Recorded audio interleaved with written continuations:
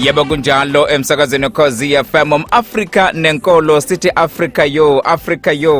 yo now yazi ngemasezwe isho kanjalo ngempela sekuyisona isikhathi sengosi Africa nenkolo ekhona ke uDr Ngogi Mahaye kodwa into engiyibhekayo la ubuka sengathi zonke ke manje izizwe lapha ke ezakhele Africa impela nazo zimdonsa ngapha nangapha zithi ungashiyi ngaphandle lapha ke dokotela bheka nje kulokhu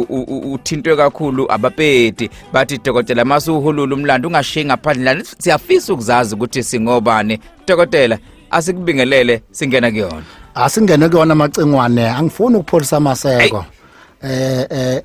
singena kubaPedi ke namhlanje abaPedi namhlanje banomlando macengwane onothe kabi okumlando wethu hayi wabo yebo ngoba abantu bakithi abamnyama lapha abantu bakantula lapha yebo amanguni lana cha abacengana ukwakhekwa kwesizwe sabaPedi kuba inkosi nenhlanganisela izindawo zezizwe ngaphansi kwayo abaPedi bacabanga ngomphakathi ozigabagaba owanganyelwe ngabantu basebukhosini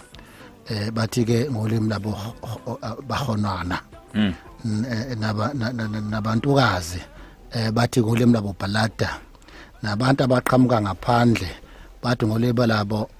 bofuladi nezigqila noma abathunjwa lokho kuthiwa amathupia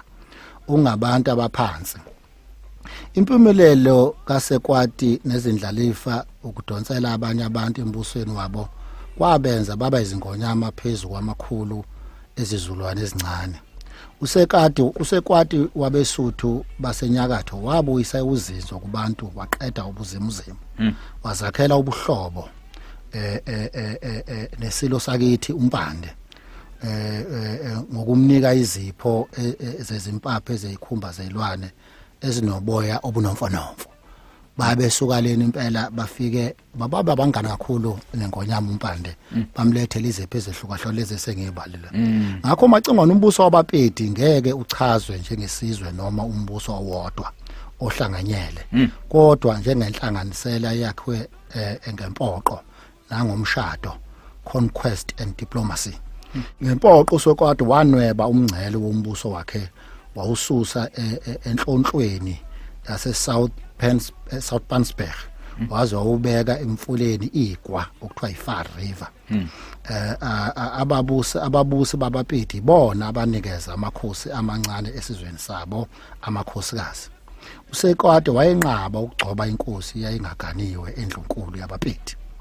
ngalendlela wakwazi ukuhlanganisa uhlanga lobukhosi ngobuchule okuhlanganisa izizwe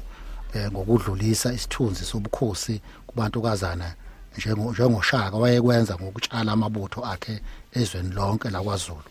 amaSwati lesi sithunzi asidlulisa ngegazi lengonyama elilashiweyo ngakho macingwane uyabona ukuthi ubuchule bunganani lapho ukuthi uzube inkosi ufuna ukugane esizweni esithile ugane esizweni esithile ukuze zonke izizwe igcina ihlangana zezinto eyodwa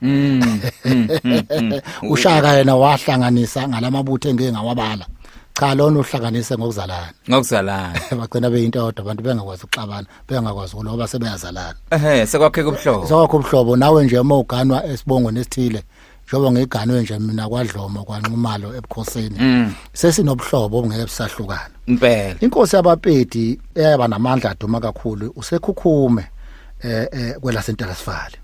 isigodlo sayo esikhulu kwakuthiwa itsake waza wanqotshwa nguhulumeni wamangisi ngo1879 ngesikhathi amangisi efaka iRepublic yamabhunu yasentelasifale ngaphansi kwawo wathukithela kabi uSomtsewu ethi ukwehluleka kwamabhunu ukunqoba usekhukhuma kwakwehlisa isithunzi somuntu omhlophe kuleli laseNingizimu Afrika ngitshela njalo uSomtsewu ulapha kithi kwaZulu Hayi dokotela iyezwakala sifunda okuningi kakhulu ngoba ngaphambilini kwakhuluma ngendaba ethinta lapha ke ukuganiselana kuba sebukhosini ngase ngibona inhloso nobuhlakani ukuthi kahle kahle liphi iqhaza lalibanjwa ukuganiselana kwaba sebukhosini ekwakheni nasekubumbeni nje isizwe njoba sazi ukuthi ke singamanguni kodwa kuyangithinta ke le ethinta uKing Sekhukhune wabaPedi namandla nje ayenayo nokwagcina ke impela sekumdida lapha kusomtse ujobusho dokotela ukuthi wagcina impela ingamphathi kahle lento ukuthi uthola ukuthi amabhunu akutholwa kunzima ukuthi bemnqobe lapha kwala Central Valley dideka yena kumbe phatheka kabi kodwa yena ela eNatal khona mhlambe kufuna siye etolo dokotela mesibuya bese siqhubeka futhi sibhekisisa.